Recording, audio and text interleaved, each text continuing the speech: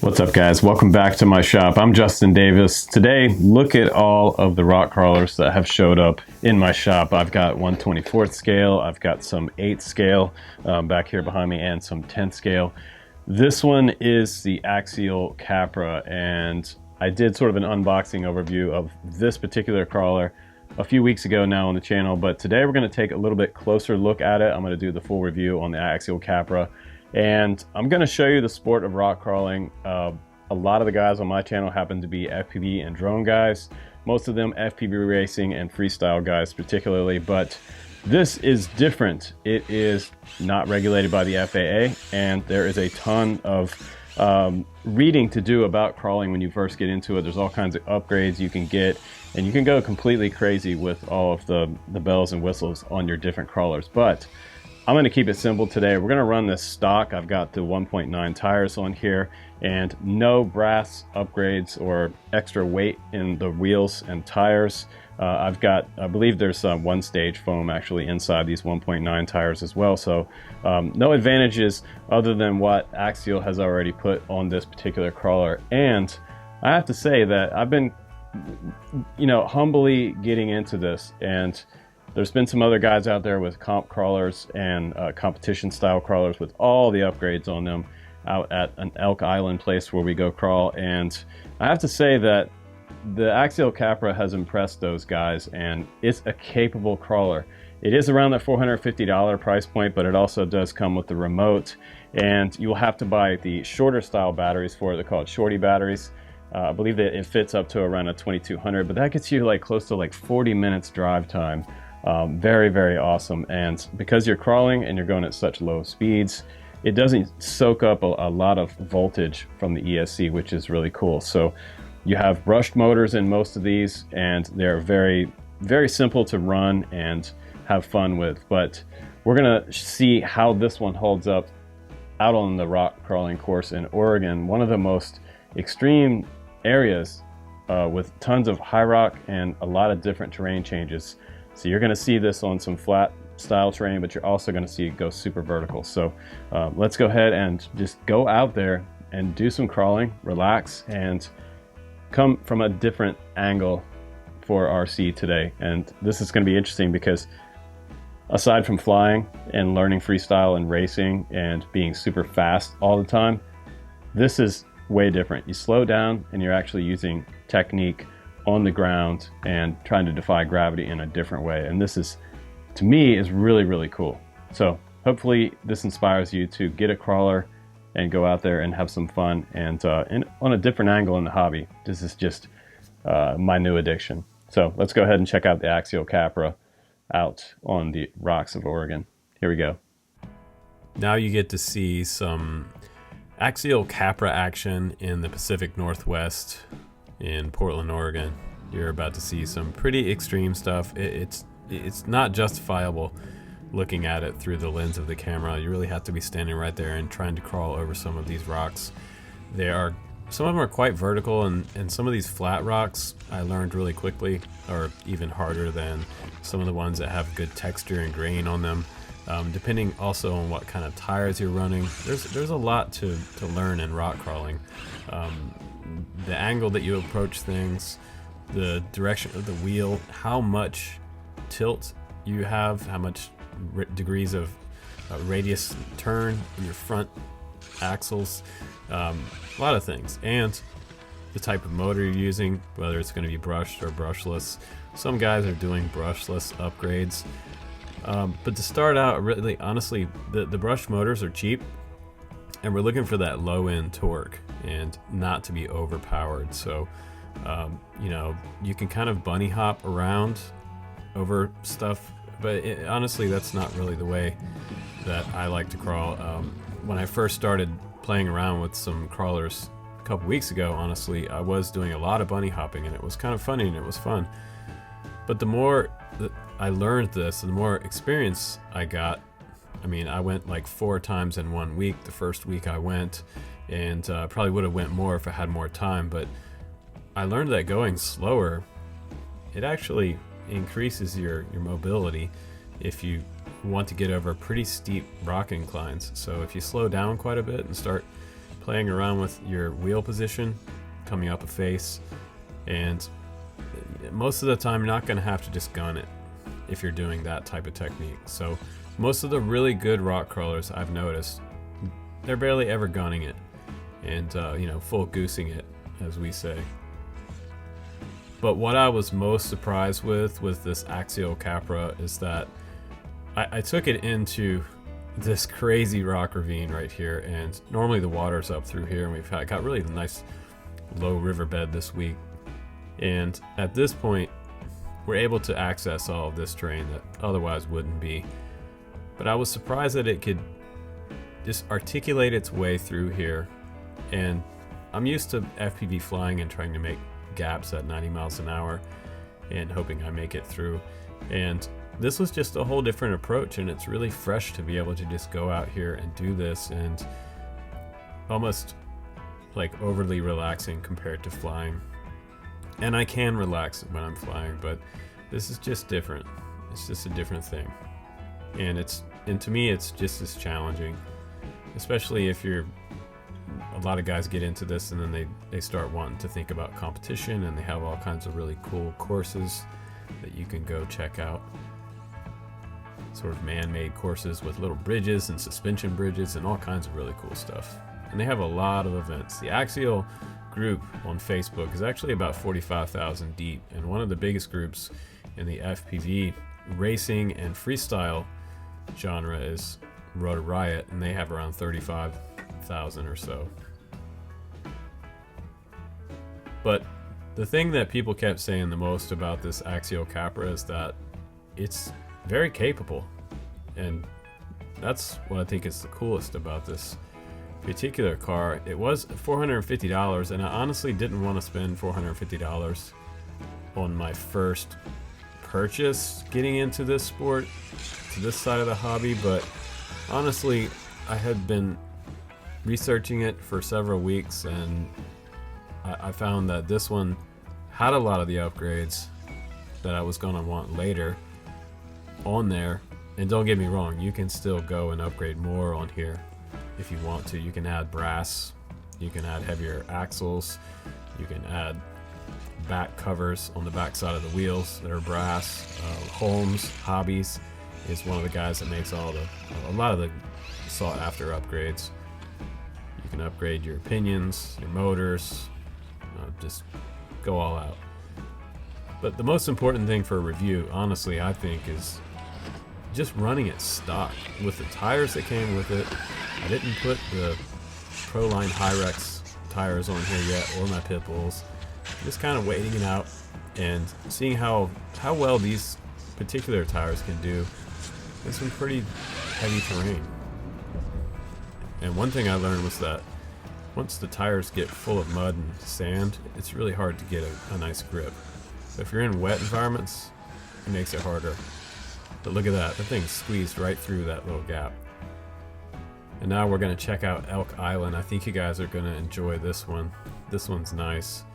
A little bit lower terrain in some parts for the new guys like ourselves, but also some pretty good vertical faces as well. Some rock faces that will make your crawler tumble backwards. And overall, I have to say that looking at something like the SCX 210 or the XCX 10-2 and the Axial Wraith, I learned that they each have their pros and cons. And you start out thinking that the more expensive one will be better than, say, something like the Wraith. But the Wraith does things with the 2.2 tires that the Capra can't do. But the Capra can also kind of articulate its way up through certain obstacles that the Wraith can't get through. And my first thought was, well, I'd like to have big tires like the Wraith has. That one on the bottom right, 2.2 tires are a little bit bigger than 1.9, but one of the guys over at Remote Control Hobbies here in Portland, Oregon said, hey, just leave the 1.9s on there because it has its advantages too. And I think you'll be just fine with the 1.9s on there. Don't worry about upgrading. So that's what everybody wants to do in the beginning, is upgrade everything. And I started to to really enjoy those size tires. I think they're fine. Where I could have a little bit more wheel height with some 2.2s in certain situations like this one, it still has enough power and individual wheel grip to be able to get up, which is nice. Because you also have metal gears in each portal right at the hub of the wheel. So I get a really good amount of torque. And this particular crawler sounds way different than even the Axial Wraith. It has a lot more metal sound, and the reason that is because it has those raised up higher portal axles with the gears inside each end of the portal axle at the wheel. That's awesome. So it has a ton of torque. And I love the way that this particular roll cage looks with the panels. You can get replaceable panels. You can go all aluminum if you want to. There's tons of cool different canopy options or different side plates you can put on the Axial Capra. But man, I'm loving that 45-degree turn on the wheels. Look at that. Trying to find its way up this face right here. And this is a situation where there's a lot of vert right there. And so I'm gonna have to come up at an angle, muscle my way up right there with a little bit of extra motor power. But it made it to the top. And a lot of times it did. And there's the Wraith with the 2.2 tires, just a little bit bigger as you can see. I think what surprised me the most about the Capra was that it really was like a little billy goat. And someone told me that Capra in Italian actually means goat. And that's what this little guy is. It is a goat, man. It will climb to the top of just about any pile of rocks out here. There is a particular waterfall out here at Elk Island that a lot of the guys cannot crawl up with just about any rig they bring out here. Only very few guys could make it up this particular waterfall, and usually those are the comp crawlers, the competition style crawlers that are severely weighted. Some of them are, you know, in the 8 to 10 pounds. They're really, really weighty, really heavy. But the Capra keeping up with the Wraith. And the Wraith, again, it does have some advantages in certain sections. Even though it doesn't have portal axles, that raised up axle, that little bit of extra tire height does help it out in certain instances. So it's a capable crawler as well. Lots of people have this one. And also the SC10-2 right here. It's my buddy Sean's. Doing really well articulating over these rocks. No problem. Such a cool little rig. Really nice looking. I love that red truck body. And now this section right here, even though you can't really tell, it's has some height to it, and there's a lot of flat spots right there to grab your tires and not let you go up. But again, the Capra, the goat, goes straight up to the top. And on the way back down, you got to find your line down this wall right here, because you'll tumble pretty easy. Get stuck into one position and over you go. It happens. But you can try again from a different angle and choose a different line. And that's what's so neat about rock crawling to me, is that you start seeing lines through the rocks and you start to see things differently, which is really neat. And this truck right here is the Exceed Max Volt. This is a 1/10 scale. I'm also testing this one out at the moment. This one's about $200. Try to put a link down below to this one. But this is the High Rock, coming right into this section of Elk Island before you get into some more flat terrain. And we all tried to climb this with various different crawlers. And the Max Volt just wasn't happening. Couldn't get up no matter what. Now the SCX-10-2, big spill. The Wraith, also having some trouble making it up this face. And me, as a beginner driver, also taking quite a few tumbles. I mean, this was a really humbling experience. This is not something that any car can just go out and do. This is a really high face. This is not the waterfall section, but I guess this would be second to the waterfall in difficulty. taking lots of tumbles. And we're almost at the end of this review, but guys, I gotta say that my Capra came home in one piece. All kinds of tumbles, no links popped off. The servo held up. It's a metal gear servo. All the gears inside the tranny, inside the portals, everything held up. And here I've made it higher than anyone else during the day. And I'm just trying to find that last little section. And that last little section right there was super hard because it was quite vertical through here. So I had to come at it at an angle again and just get my top wheel up there. Take my time. Don't goose it. And I made it up. That's awesome. That is super cool. That feels super good when you can conquer some high rock. That was super awesome. And we'll just keep trying. That's what it's all about, practice and enjoying something new. But look at that straight up right there. Climbing up. It's kind of hard to see on the camera, but it is a really good incline. Super awesome spot and an awesome car to crawl.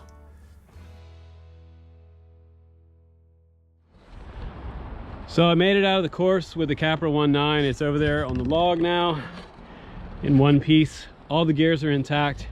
And I'm going home today with something that came out here, got me through this entire course out here without having to use the hand of God to flip the car over one time going through. One time on the way back I had to. It was one of those super slick rocks that I just flipped over on. But as far as getting through here, it made it through here, which is way better than what I can say about some of the other ones that I've had on my channel.